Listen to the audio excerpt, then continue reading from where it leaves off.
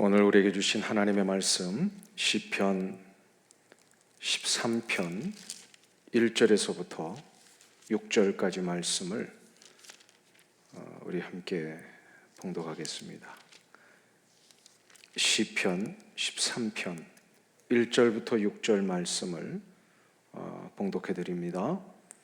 여호와여, 어느 때까지니까 나를 영원히 잊으시나이까? 주의 얼굴을 나에게서 어느 때까지 숨기시겠나이까? 나의 영혼이 번민하고 종일토록 마음에 근심하기를 어느 때까지 하오며 내 원수가 나를 치며 자랑하기를 어느 때까지 하리이까? 여호와 내 하나님이여, 나를 생각하사 응답하시고 나의 눈을 밝히소서. 두렵건대 내가 사망의 잠을 잘까 하오며 두렵건대 나의 원수가 이르기를 내가 그를 이겼다 할까 하오며 내가 흔들릴 때에 나의 대적들이 기뻐할까 하나이다. 나는 오직 주의 사랑을 의지하여 싸우니 나의 마음은 주의 구원을 기뻐하리이다. 내가 여호와를 찬송하리니 이는 주께서 내게 은덕을 베푸심이로다. 아멘. 우리가 읽은 이 시편 31편은 시편 13편은 다윗의 생애 중에 끝없는 나락으로 떨어졌던, 그야말로 인생의 그 바닥을 내려가며 암담했던 이 시련의 이 시기에 쓰여졌던 시입니다. 아마도 이 분위기상 사울과 그의 추종자들에 의해서 쫓겨다니며 목숨을 부지하기 위해서 온갖 수모와 고초를 당하는 중에 이 시를 쓴 것이 아닐까 이렇게 추측해 볼 수 있습니다. 어쨌거나 이 내용 자체가 얼마나 지금 무겁게 시작하고 있는지 우리 1절과 2절을 보면은요, 다윗이 자기의 이 낙담과 비통한 심정을 이렇게 표현합니다. 여호와여, 어느 때까지니까? 여호와여, 어느 때까지니까? 이 고통이 얼마나 심했는지 다윗은 지금 1절과 2절에서 4번이나 반복을 합니다. 똑같은 표현을. 우리 본문을 다시 한번 보실까요? 1절과 2절을 보시면 여호와여, 어느 때까지니까? 나를 영원히 잊으시나이까? 주의 얼굴을 나에게서 어느 때까지 숨기시겠나이까?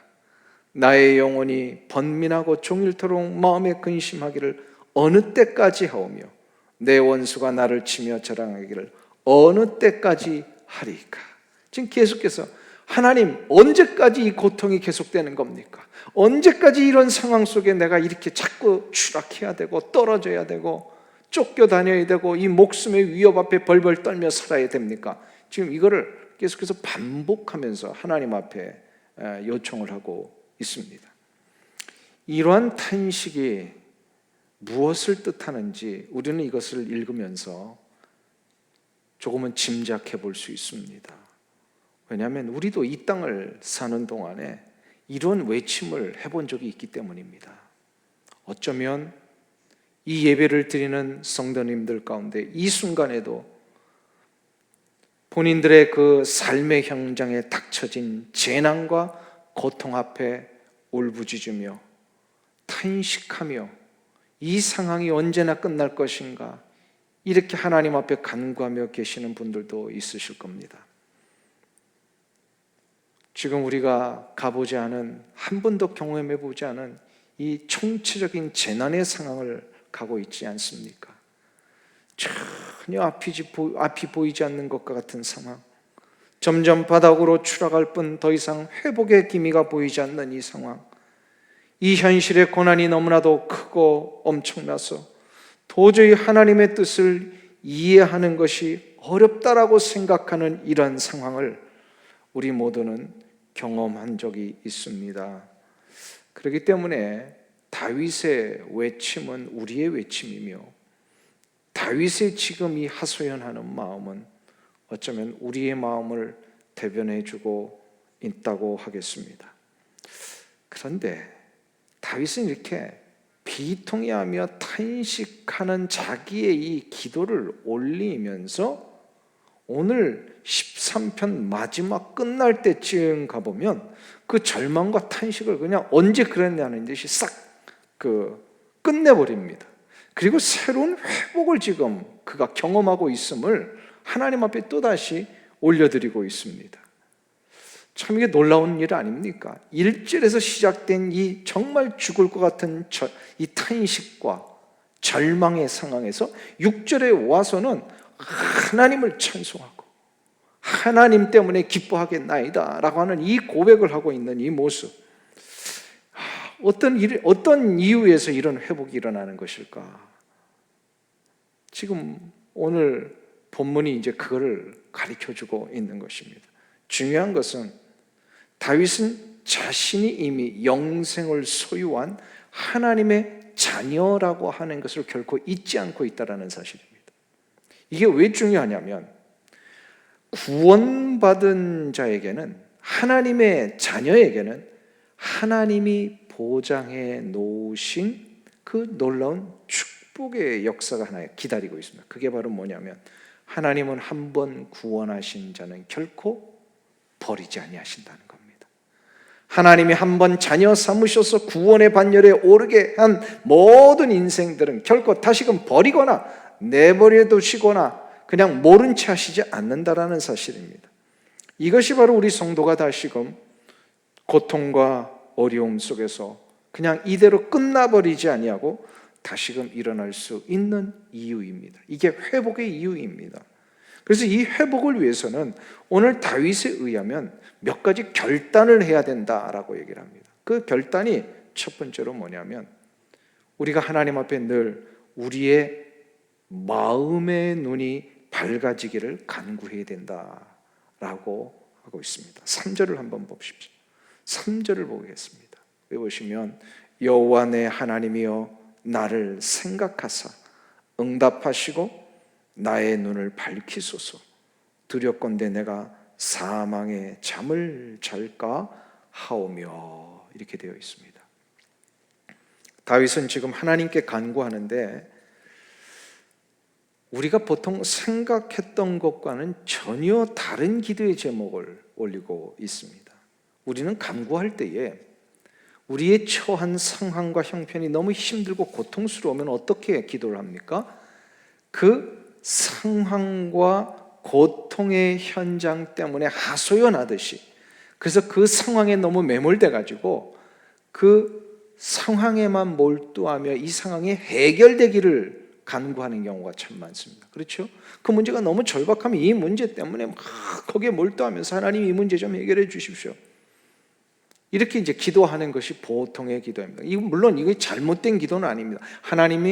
하나님께서는 이러한 기도도 다 들으십니다. 그런데 이보다 더 한 차원 높은 영적 수준의 기도가 있다면 바로 오늘 3절에서 다윗이 올려드린 그런 기도의 제목죠. 자신의 마음의 눈이 밝아지기를 원하는 기도를 올리고 있습니다. 이게 무슨 기도일까요? 마음의 눈은 곧 자신의 눈이 밝아지기를 기도한다라고 하는 것은 현재 처하여 있는 상황과 형편 너머에 이 모든 것을 주관하고 계시는 하나님의 간섭과 섭리를 보게 해달라고 하는 그런 기도입니다. 자신의 눈을 밝히 보게 하옵소서라고 하는 이 기도는 현실을 보는 눈이 아니라 이것을 너머에 모든 것을 주관하고 계시는 하나님의 간섭을 보게 해달라고 하는 기도입니다. 이거를 소위 영적 통찰력을 얻게 해달라고 하는 그런 기도라 이렇게 부를 수가 있습니다. 영적 통찰력을 위한 기도입니다. 이런 기도가 왜 중요하냐면 눈이 밝아져야 하나님의 섭리를 볼 수 있고, 하나님의 섭리를 볼 수 있어야 내가 처한 삶의 고통과 아픔의 이 터널 끝이 어떻게 될 것인지 그 결말을 통찰할 수 있기 때문입니다. 그래서 우리에게는 이런 통찰력이 좀 필요한 거예요. 통찰력을 달라는 기도가 곧 지혜를 달라고 하는 기도하고 똑같은 기도입니다.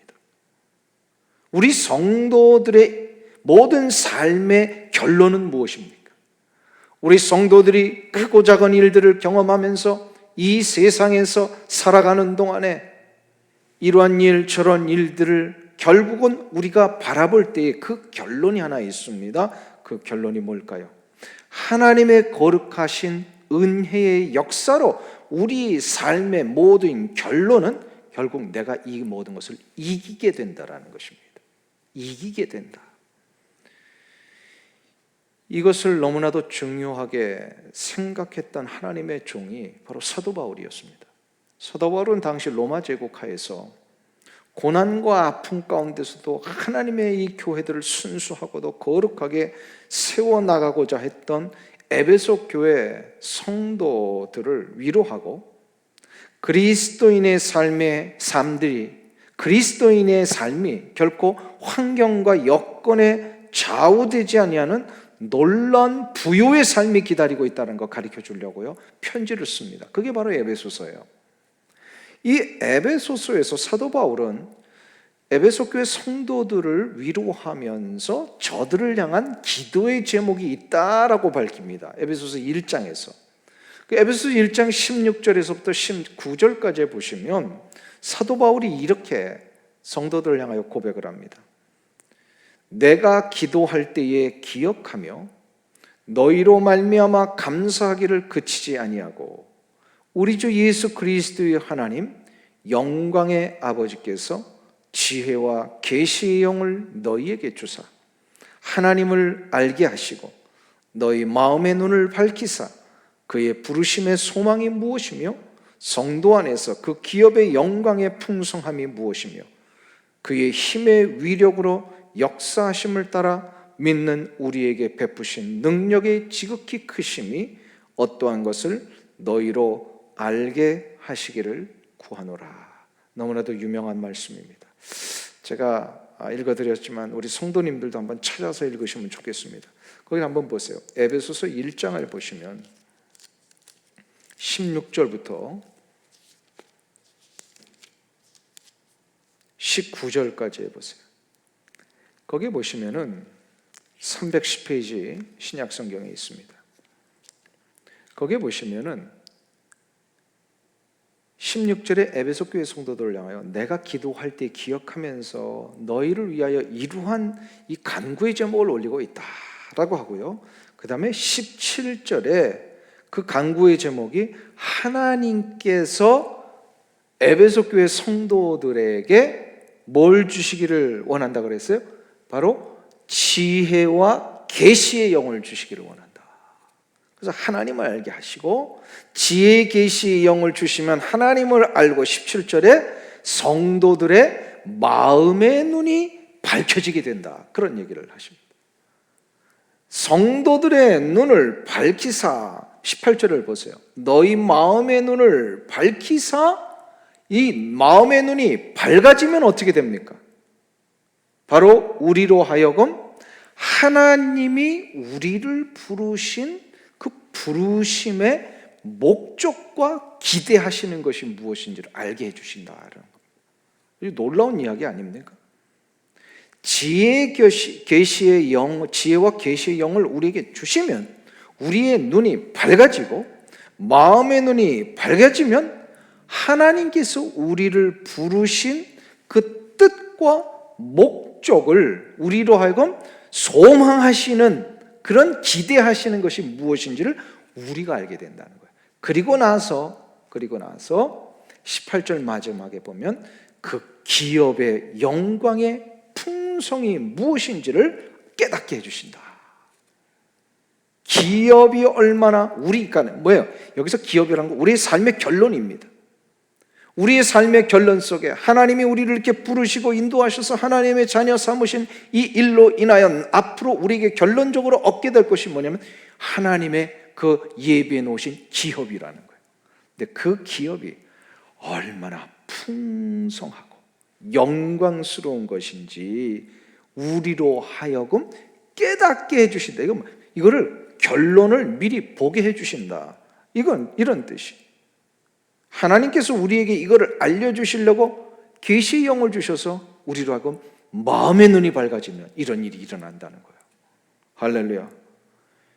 이게 실은 다윗이 이미 이 구약시대에 이런 통찰력이 있었습니다.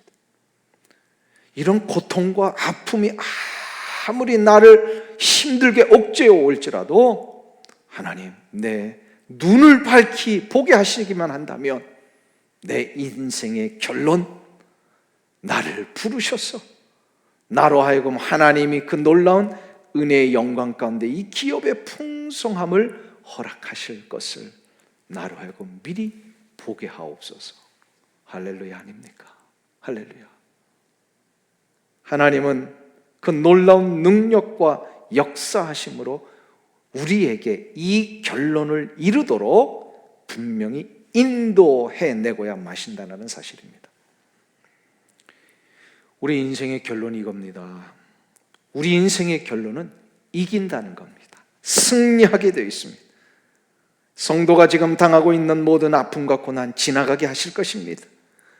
우리가 당하고 있는 이 총체적인 재난과 아주 이 무서운 전염병의 상황, 그러나 우리는 결론을 알고 있습니다. 우리로 하여금 능히 이기게 하신다라는 사실입니다.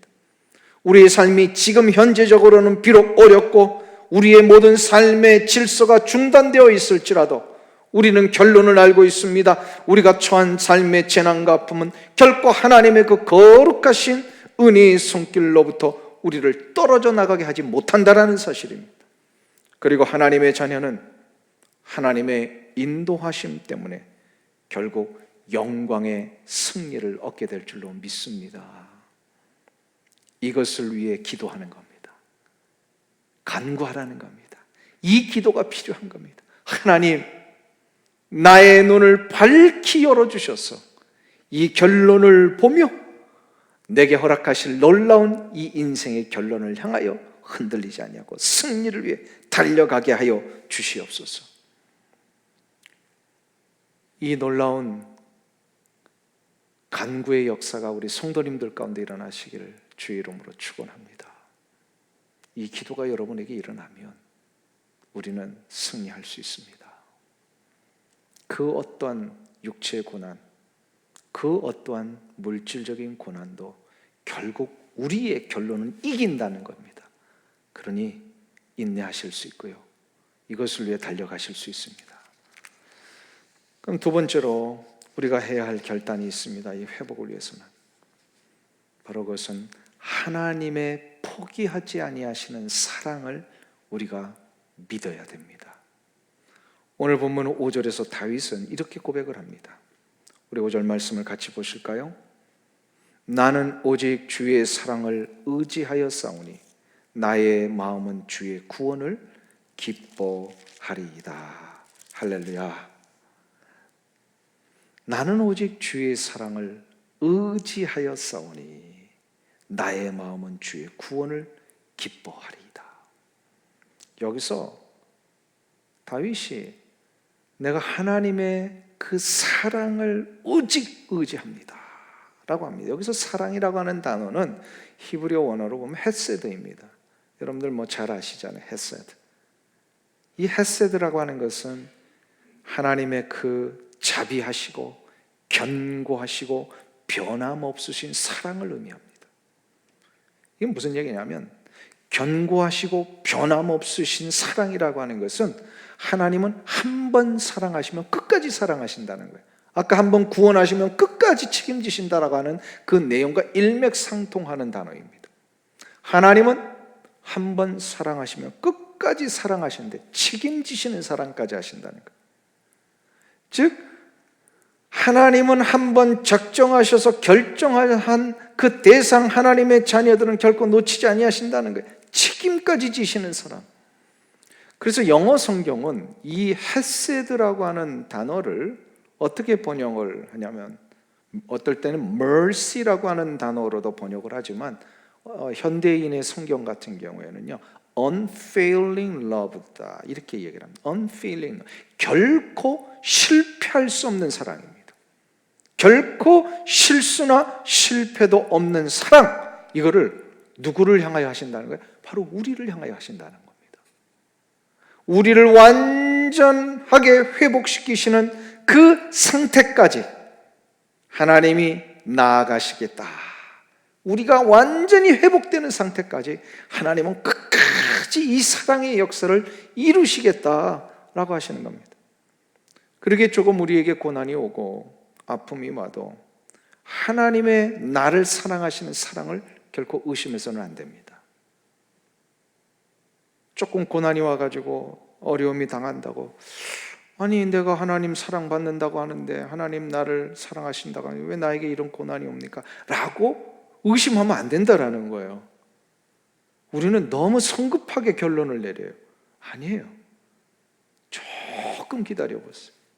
조금만 인내해보세요. 조금만 시간을 들이면서 한번 가만히 관조해보세요.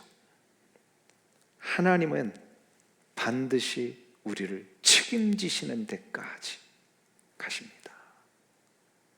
이거를 확신한 다윗은 자기 삶에도 지금 하나님의 얼굴이 안 보이시는 것 같고 자신의 고통과 절망의 상황에 대해 하나님 지금 당장 왜 개입해 주지 아니하십니까? 라고 하는 그런 마음이 있었던 것 같아요. 그러니까 그가 하나님 언제까지입니까? 하나님 언제까지 이렇게 고통을 당해야 합니까? 그 탄식을 시작을 했던 거예요. 이건 뭐 다 너무나도 인간적이고 누구에게나 다 나타날 수 있는 자연스러운 모습입니다.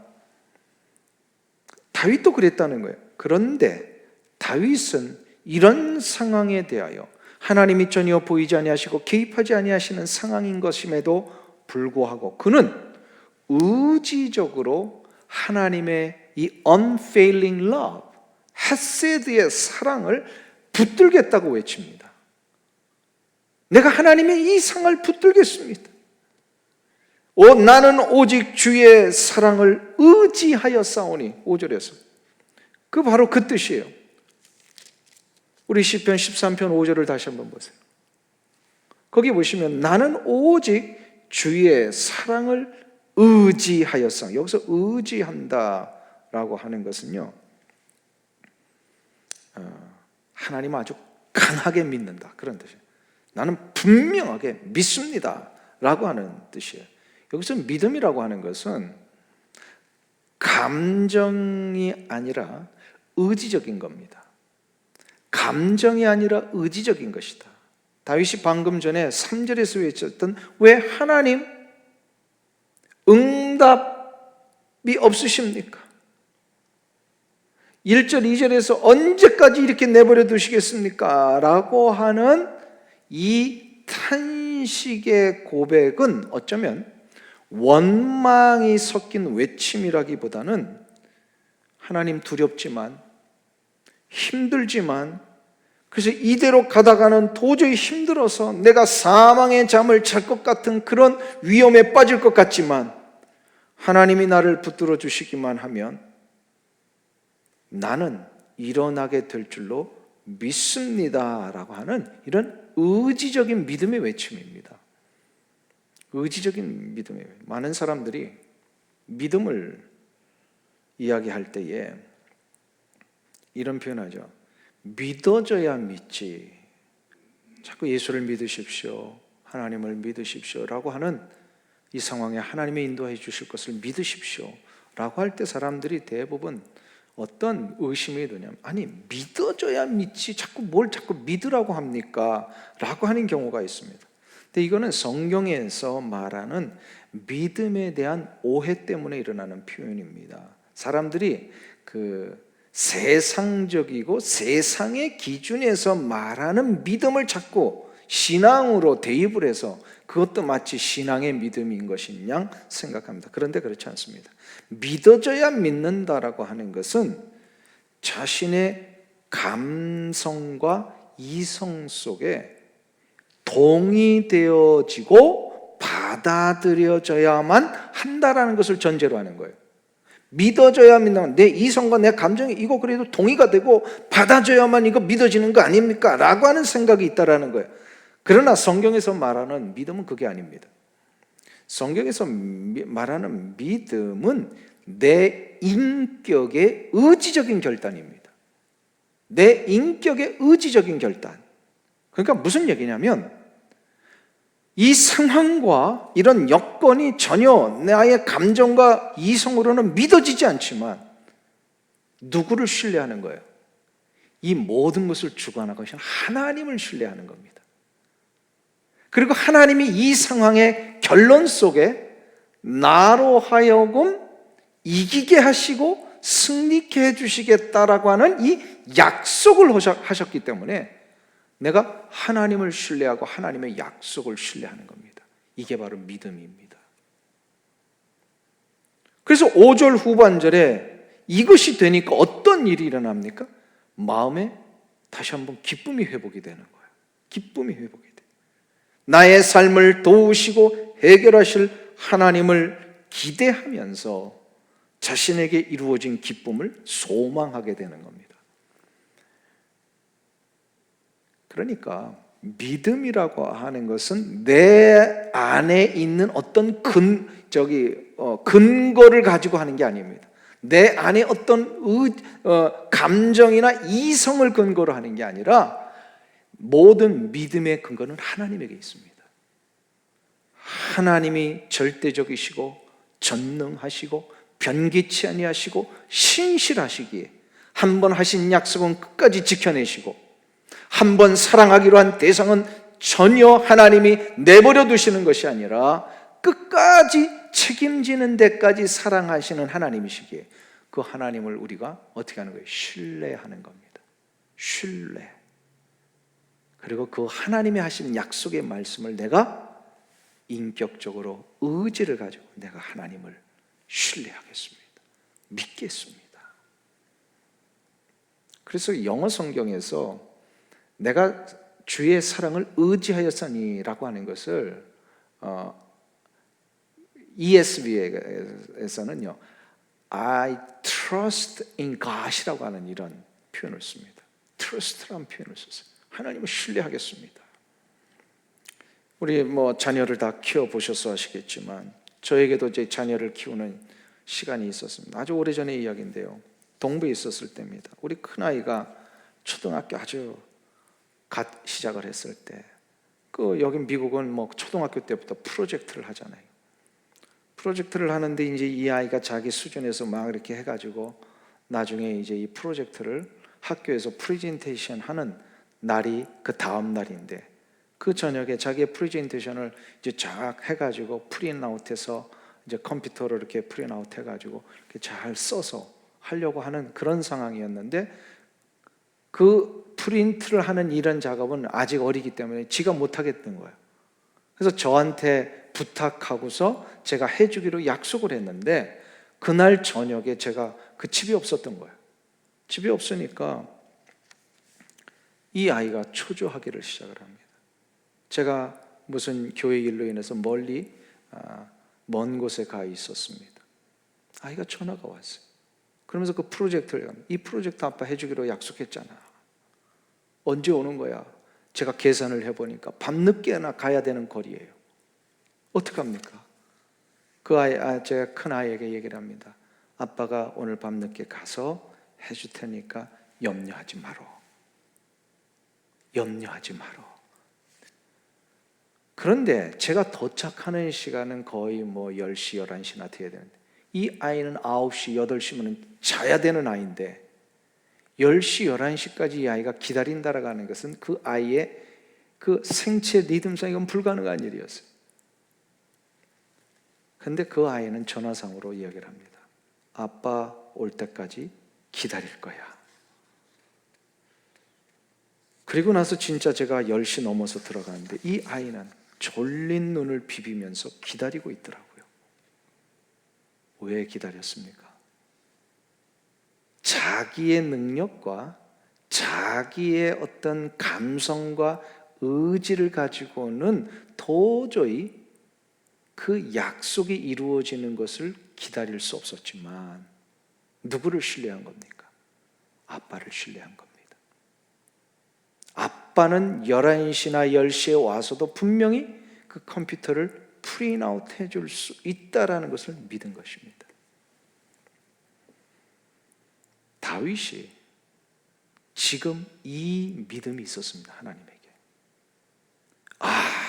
아무리 상황적으로, 아무리 환경적으로, 이건 내 생각과 내 판단으로는 도저히 될 수 없는 일이지만 하나님께서 나의 삶에 분명히 결론적으로 그 영광의 풍성함으로 나의 인생의 기업을 주시기로 약속하시고 인도하시겠다라고 그 놀라운 능력의 약속의 말씀을 나에게 주셨기에 나는 하나님 믿습니다.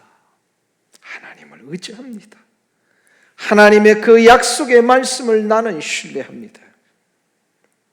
이것을 외치며 붙들 수 있는 자 분명히 회복이 됩니다. 분명히 결론을 볼 수 있을 것입니다. 분명히 그에게는 기쁨의 역사가 소망의 삶으로 분명히 다가오게 될 것입니다. 이 은혜가, 이 결단이 여러분들에게 일어나시기를 축원합니다. 마지막으로 해야 할 회복을 위한 결단이 있습니다. 그것은 바로 찬송을 회복하는 것입니다. 찬송. 6절 말씀 우리 한번 보겠습니다. 6절 말씀 같이 우리 성도님들도 성경을 보면서 읽으시길 바랍니다. 내가 여호와를 찬송하리니 이는 주께서 내게 은덕을 베푸심이로다. 참 이 한 구절 속에서 다윗의 이 신앙의 아주 특출한 능력과 하나님이 기뻐하실 수밖에 없는 모습이 여기서 배어나옵니다. 저는 이 다윗의 장점이 이거라고 생각을 해요. 어떤 상황, 어떤 형편에서도 다윗은 의지를 가지고 하나님, 내가 감사하면서 찬송하는 삶을 살겠습니다. 이거를 고백할 수 있었다라는 겁니다. 찬송은 언제 일어납니까? 하나님께서 내게 베푸신 은혜가 무엇이었는지를 기억할 때만 진정 찬송이 일어납니다. 다윗은 지금 비록 고난의 삶을 살고 있지만 이미 하나님께서 그 다윗을 어떻게 부르셨고 어떻게 기름 부으셔서 하나님이 어떻게 거룩한 하나님 나라의 왕으로 세워주셨는지 그 은혜를 잊지 않고 있었습니다. 냄새나는 양치기 출신이었던 자기 자신을 하나님이 일방적으로 불러내셨어. 그에게 왕으로 기름 부으셨던 이 사실 하나만으로도 다윗은 영원토록 하나님을 찬송해야 할 제목이었다라는 것이에요. 골리앗과의 싸움에서 창과 칼로 무장한 이 적장을 단숨에 물맷돌로 쓰러뜨릴 수 있었던 이 기적의 역사, 이거는 결코 다윗의 능력이 아니라는 걸 그날 알았어요. 자기같이 연약한 자도 하나님의 손에 쓰임받기만 하면 이 놀라운 큰 일을 감당할 수 있다는 귀한 체험을 이미 했어요. 이것이 다윗에게는 결코 잊을 수 없는 하나님의 그 놀라운 어메이징 그레이스입니다. 놀라운 신은혜입니다. 그렇기 때문에 은혜를 기억하고 간직할 수 있는 자만이 진정한 찬송을 할 수 있어요.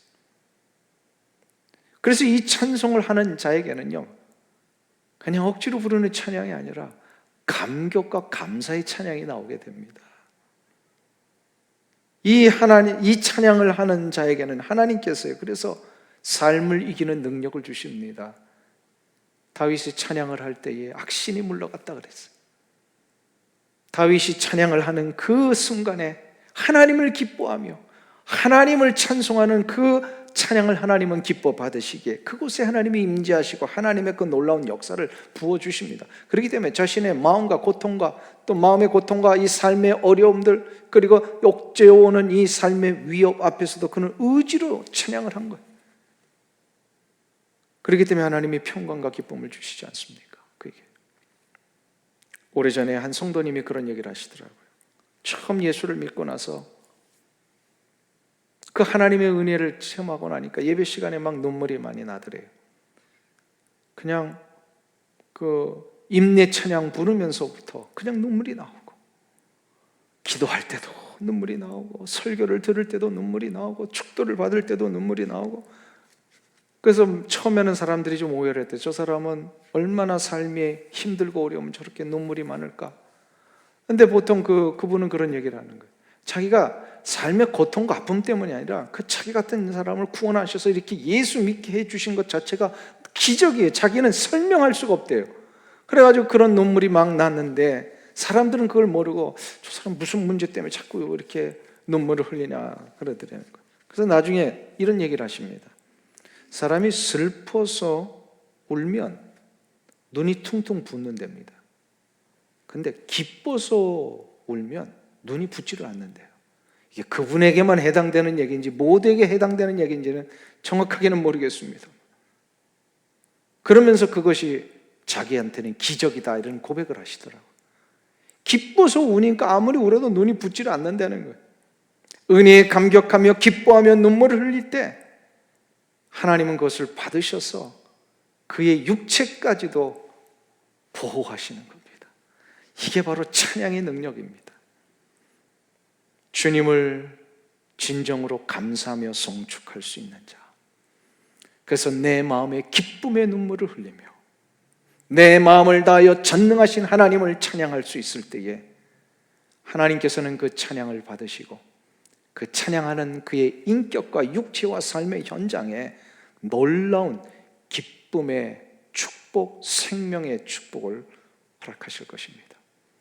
사랑하는 성도님 여러분, 어려운 때일수록요, 나 구원해 주신 하나님의 은혜 생각하면서 한번 찬양의 역사를 계속 이루어 보지 않으시겠습니까?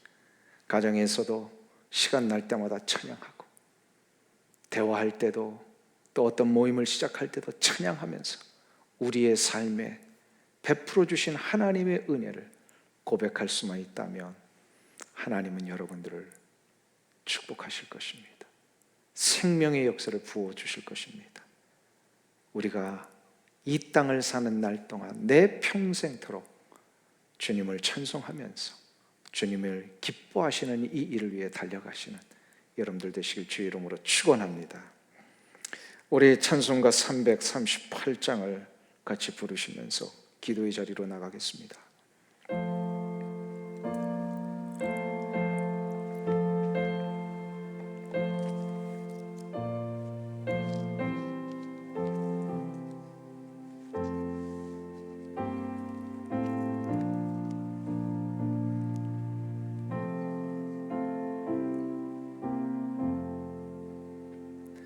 내 주를 가까이 하게 함은 십자가 짐 같은 고생이나 내 일생 소원은 늘 찬송하면서 주께 더 나아가기 원합니다. 내 고생하는 것 옛 야곱이 돌베개 베고 잠갔습니다.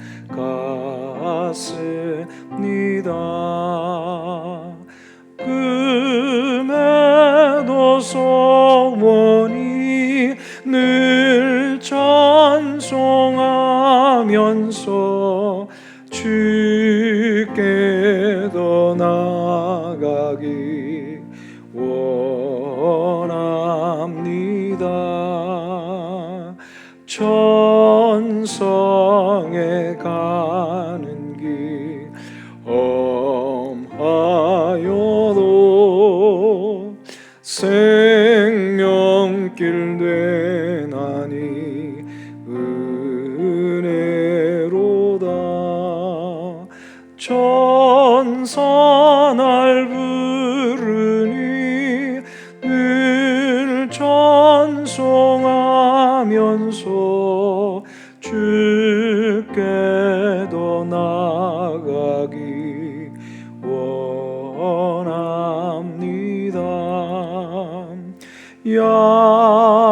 야곱이 잠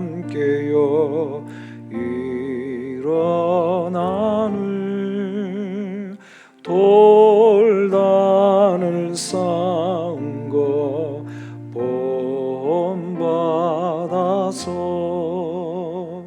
숨질 때 되도록 늘 찬송하면서 주께도 나가기 원합니다.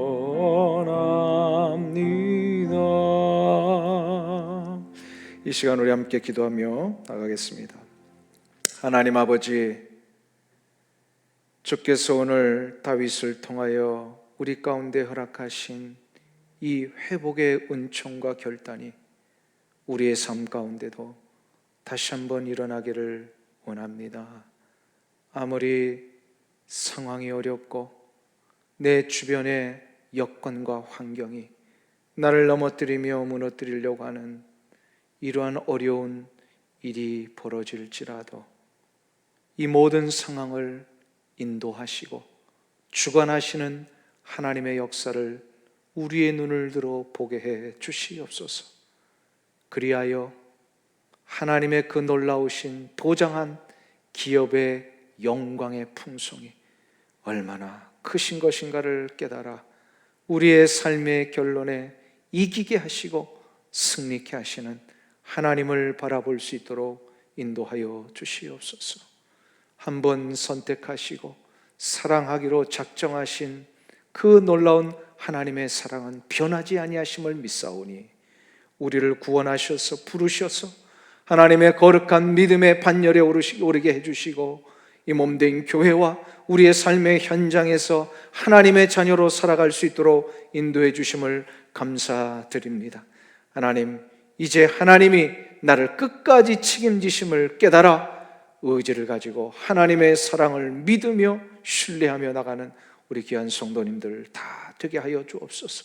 그리하여 나의 입술을 벌려 주님을 찬양하며 내 평생 사는 날 동안 주의 일을 하다가 주의 거룩하신 부르심을 향하여 나아갈 수 있는 찬송의 삶이 되게 하시고 나를 구원하신 은혜 앞에 간격하며 찬송하며 주를 송축할 때에 주께서 이것을 기뻐 받으시며 우리에게 놀라운 생명의 축복을 허락해 주실 것을 믿사오니 이 놀라운 결단이 우리 가운데 일어나게 하여 주시옵소서. 이제 3일 저녁을 보내고 남은 3일도 하나님의 거룩한 품 안에 살다가 주의 거룩한 주님의 날 함께 예배하며 각 처소에서 주를 찬미할 때에 우리의 예배를 받아 주시옵소서. 우리의 성도들의 건강을 지켜주시고 저들의 삶 속에 허락한 모든 삶의 현장을 보호하시며 속히 코로나 바이러스로부터 해방되어 자유와 평강과 정말 하나님이 허락하신 놀라운 삶의 역사들을 누리며 살아가는 우리 귀한 성도님들 다 되게 하여 주시옵소서. 코로나 바이러스 때문에 경제적으로 어려운 자들 하나님 이기게 해주시고 육체의 고통 때문에 신음하는 자들 주여 치료의 역사를 허락하시며 특별히 일선에서 환자들을 돌보며 또 병원에서 코로나 바이러스를 대처하기 위해 수고하는 모든 의료진들과 수고하시는 분들 저들의 건강과 육체를 지켜주시고 주의 거룩하신 보호하심의 역사로 능히 저들의 사명을 잘 감당하며 나가도록 축복하여 주시옵소서. 속히 우리 교회가 이제 다 같이 모여 예배드릴 수 있는 그날이 오게 하여 주시기를 간절히 소망하옵고 우리 주 예수 그리스도의 존귀하신 이름으로 기도하옵나이다. 아멘.